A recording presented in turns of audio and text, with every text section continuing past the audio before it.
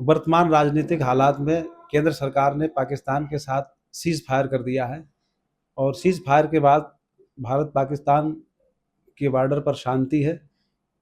इन विभिन्न मुद्दों पर प्रधानमंत्री मोदी ने देर रात देश को संबोधित भी किया है। तो तमाम राजनीतिक मुद्दों पर और देश के वर्तमान हालात पर हम बात करते हैं समाजवादी पार्टी के जिलाध्यक्ष शिवचरण कश्यप जी से। यंग भारत न्यूज़ में आपका बहुत-बहुत स्वागत है। धन्यवाद। भारत पाकिस्तान के सीज़ फायर पर आप क्या कहना चाहेंगे? भारत हमारा बढ़िया देश है और आतंकवादियों ने निर्मम हत्याएं की हैं, जो कि बिल्कुल गलत है, नहीं होना चाहिए। और हमारे समाजवादी पार्टी के राष्ट्रीय अध्यक्ष उत्तर प्रदेश के पूर्व मुख्यमंत्री आदरणीय अखिलेश यादव जी ने कई दिन पहले अपने भाषणों में स्पष्ट तरीके से कहा कि जो घटना उत्तर प्रदेश में हुई है, हम उसकी निंदा करते हैं और इसका बदला लेने के लिए, आतंकवाद को ख़त्म करने के लिए समाजवादी पार्टी पूरे तरीके से फौज के साथ है और फौज ने अच्छा काम करा, सराहनीय काम करा। उसके लिए हम फौज को धन्यवाद देते हैं। हमारे भारत देश के नौजवान साथी सरहदों पे हम लोगों को सुरक्षा देने का काम करते हैं, 24 घंटे देश की रखवाली करते हैं। उनसे बड़ा देशभक्त कोई नहीं है। हम उनकी कोटि कोटि प्रशंसा करते हैं, धन्यवाद देते हैं। हमारी सेना ने अच्छा काम किया। प्रधानमंत्री मोदी जी ने कहा था कि हम आतंकवादियों को मिट्टी में मिला देंगे, तो अभी आतंकवादी क्या मिट्टी में मिल गए सारे? भाई, सारे आतंकवादी जब मिट्टी में मिल जाएंगे तो पूरे भारत में अमन चैन हो जाएगा। मुझे लगता है कि अभी आतंकवादी सारे तरीके से नहीं मिले। तो क्या हमें इस समय आपको लगता है कि सीज़ फायर जल्दी हो गया है? हमें पाकिस्तान अधिकृत कश्मीर ले लेना चाहिए था इसी समय? भाई, हम अभी सरकार के साथ हैं आतंकवाद के मामले में। आतंकवाद बिल्कुल जड़ से खत्म होना चाहिए।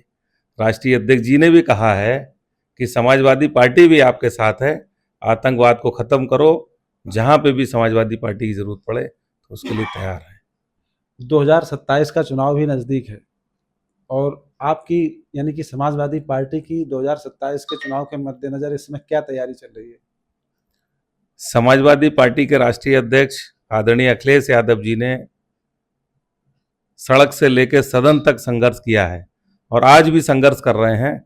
हम तो उनका संघर्ष ध्यान में रखते हैं, देखते हुए पीडीए पंचायत के माध्यम से हर बूथ पे, हर सेक्टर पे, हर जोन पे लोगों को जोड़ने का काम कर रहे हैं।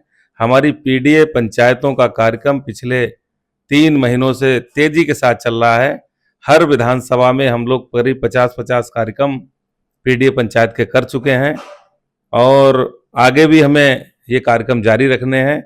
अब की हमने बरेली जनपद में लक्ष्य बनाया है कि 9 की 9 विधानसभाएं जिता के आदरणीय अखिलेश जी की झोली में डालने का काम करेंगे और बरेली जनपद से हम जब 9 सीटें जीतेंगे तो अखिलेश जी हमारे मुख्यमंत्री बनेंगे।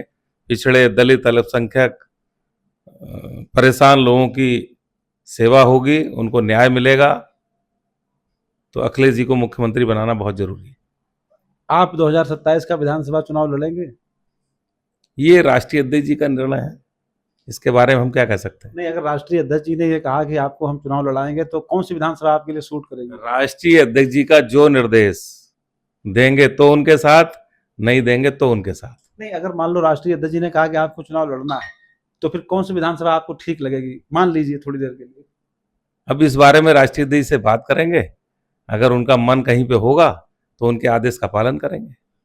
अच्छा, सपा में एक लावी जो है अक्सर आपके खिलाफ, ये अक्सर अफवाहें चलती रहती हैं, उसमें ये माना जाता है कि सपा की एक लावी ही ये चलाती रहती है कि अध्यक्ष जी आज हटे कल हटे, तो ये क्या मामला है? वो लोग हमें ताकत देते हैं ज़्यादा काम करने के। जिस किसी के विरोधी होते हैं, अगर हल्के से कोई बात कहते हैं तो फिर मन में आता है कि हम ज़्यादा अच्छा काम करें, बढ़िया काम करें और हमने ऐसा ही काम करके दिखाया। हमारे बनने से पहले बरेली जनपद में 9 विधानसभाओं में से एक भी हमारे पास एमएलए नहीं था, एक भी हमारे पास सांसद नहीं था, अध्यक्ष जिला पंचायत नहीं था, मेयर नहीं था। हमारे पास कोई ऐसा जनप्रतिनिधि नहीं बचा था जो जनता को पैड लिख दे। हमारे बनने के बाद बरेली जनपद में 9 सीटों में से जब विधानसभा का चुनाव होता है तो 2 एमएलए भी बनते हैं। 25 साल बाद पार्लियामेंट आंवला लोकसभा भी समाजवादी पार्टी जीतती है। उत्तर प्रदेश में सदस्यता पहले नंबर पे आती है। आपके फरीदपुर, बिसारतगंज, आंवला, फतेहगंज में बीजेपी के चेयरमैन होते थे, हमारी पार्टी के लोगों ने बीजेपी के सब चेयरमैन हरा दिए। तो कहीं ना कहीं हम लोग आगे बढ़े हैं। बरेली लोकसभा में 2.25 लाख वोटों से हमारी सीट हारा करती थी, अब की मात्र 32-33 हजार से हम लोग हारे हैं। वो कमी भी अब की पूरी करेंगे हम। और आपने देखा अभी पार्लियामेंट के चुनाव में हम भोजीपुरा विधानसभा भी जीते हैं, बेहड़ी विधानसभा भी जीते हैं, नवाबगंज विधानसभा भी जीते हैं, फरीदपुर विधानसभा भी जीते हैं और बिथरी विधानसभा भी जीते हैं। 9 में से 5 सीटें हम लोगों ने पार्लियामेंट में विधानसभा की जीती हैं। और अब हमारे कार्यकर्ता पीडीए पंचायत के माध्यम से इतनी मेहनत कर रहे हैं बरेली जनपद में, ऐसी कोई बिरादरी बची नहीं है जो हमसे जुड़ी ना हो। सबको जोड़ के इतनी मजबूत कर देंगे, राष्ट्रीय अध्यक्ष जी जिस प्रत्याशी को लाएं उसे एमएलए बनाने का काम करेंगे। अच्छा, रुहेलखंड मंडल में जो है खासतौर से पीडीए में जो पिछड़े वर्ग के नेता हैं, बेसिकली कश्यप बिरादरी में तो धर्मेंद्र कश्यप बड़े नेता माने जाते हैं, तो उनसे आपकी तुलना की जाने लगी है। तो इसको आप किस तरह से देखते हैं? भाई, बड़े नेता अगर होते तो पार्लियामेंट जीत जाते। समाजवादी पार्टी ने आंवला लोकसभा में उनको हराने का काम किया है, और जो हार जाए तो उसे तो जनता ने हरा दिया, तो जनता ने उसे बड़ा नहीं माना तो हम बड़ा क्यों माने।